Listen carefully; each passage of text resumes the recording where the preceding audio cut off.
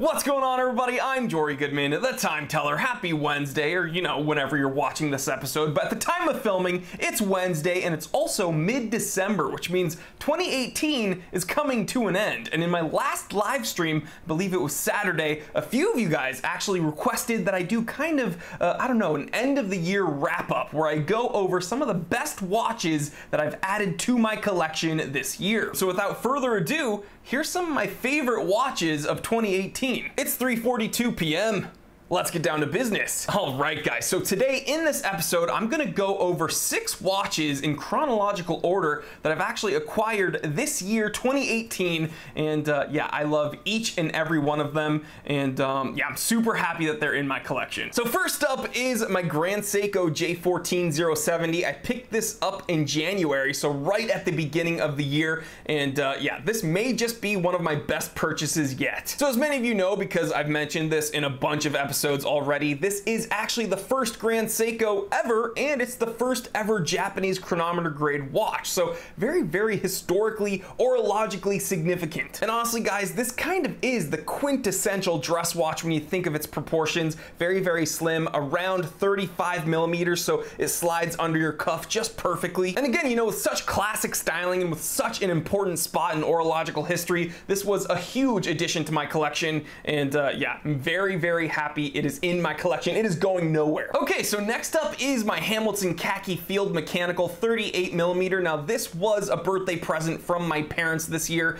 It was my 29th birthday, and this was an amazing gift. I absolutely love this watch. I've said it before, this is kind of the Submariner of field watches, right? I mean, this is what I think of when I think field watch. It's this watch exactly. And guys, at 38 millimeters and a super slim profile, this watch just lays on your wrist and you kind of forget it's there. So it's a really, really easy watch to wear every day, and you won't regret adding one to your collection. I'm super happy I got one in 2018, but again, a super rugged watch that's also really rich in history. Just an amazing watch to have. All right, so shortly after getting that Hamilton Khaki Field Mechanical, I actually got this Boulder Expedition Everest. Now, for my longtime viewers, you guys will recall my first hands-on experience with this watch was actually with the prototype in December 2017, but I actually didn't get my personal production model until 2018, and this is the one that we see here. So many of you guys ask me pretty much on a daily basis, what's my favorite micro brand watch? And I keep going back to this Boulder Expedition. Super solid build, has a Salida movement, dual threaded crowns, a 200-meter water resistance rating, dual colored lume, a date complication, a compass. It's just a really solid watch to wear. So if the Hamilton Khaki Field Watch is like the all-time classic field watch, this has to be the beastly field watch of the future. And I've actually made some videos on this channel of me hiking around with this watch on my wrist. So it is super functional, and again, it's just really fun to wear. All right, and up next is the prolific Rolex Explorer 2 16570. The Explorer 2. By all metrics, this is the Rolex to get right now. And honestly, in my opinion, this is one of the coolest Rolexes you can get ever. I mean, come on, it's a stainless steel sports watch. It's tough, it's durable, it's sporty. It's got a GMT complication, it's got a date function, it's got a threaded crown, at least a 100-meter water resistance rating. But honestly, far and away, one of the coolest things about this watch is that it is unique. It doesn't look like a Submariner. It's a white dial, stainless steel sports watch, and it's just cool. So yeah, easily a keeper in my collection, and I am very happy I was able to get one in 2018. All right, so I think it's pretty clear that I'm in love with that Rolex Explorer 2, especially if you follow me on Instagram, you'd know I take pictures of it all the time. It's just a really fun, durable watch to wear every day. But after only having that watch for like a week, I bought this watch. I know, I'm crazy, I can't stop. Watch collecting is a terrible addiction.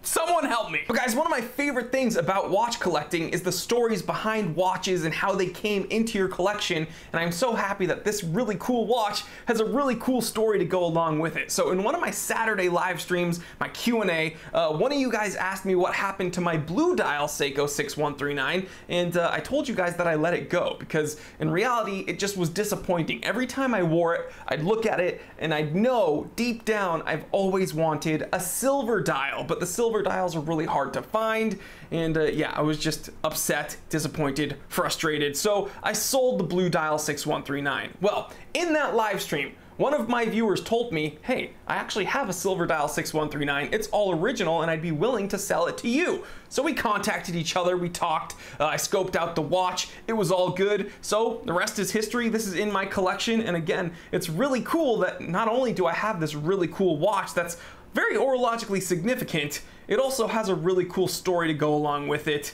and just makes the whole experience that much more special. So yeah, really happy this is in my collection for 2018, and it's absolutely one of my favorites. Which brings us to my most recent acquisition, my Seiko Presage Fuyuga Shiki edition. Now this watch is absolutely gorgeous. I just did a review on this watch. You can check it out in the description below. Click that link, watch that review, tell me what you think about it. But seriously guys, this is honestly the perfect example as to why Seiko deserves much more credit for what they do. Such a ridiculous attention to detail at such a ridiculous price point. When you look at this watch and you see what you're getting, and then you consider that you're getting this for under $1,000, well under $1,000, it just blows your mind. But yeah guys, Connie gave me this watch for Hanukkah this year. I'm in love with it. It may very well be the last watch I get in 2018, and if so, I'd be very satisfied. I think I'm finishing up the year very, very strong. But guys, leave me a comment, let me know what you think. How did I do this year? I think that this was a pretty strong year of watch collecting, if I do say so myself. But guys, I want to hear from you, okay? Which watches did you get this year, and which are your favorite? Now, if you want to learn more about any of the watches I shared with you today, I believe I've made dedicated reviews to each of these watches, and I'll link them in the description below, so click those links, watch those videos, enjoy yourself, and again, let me know which watches did you get this year,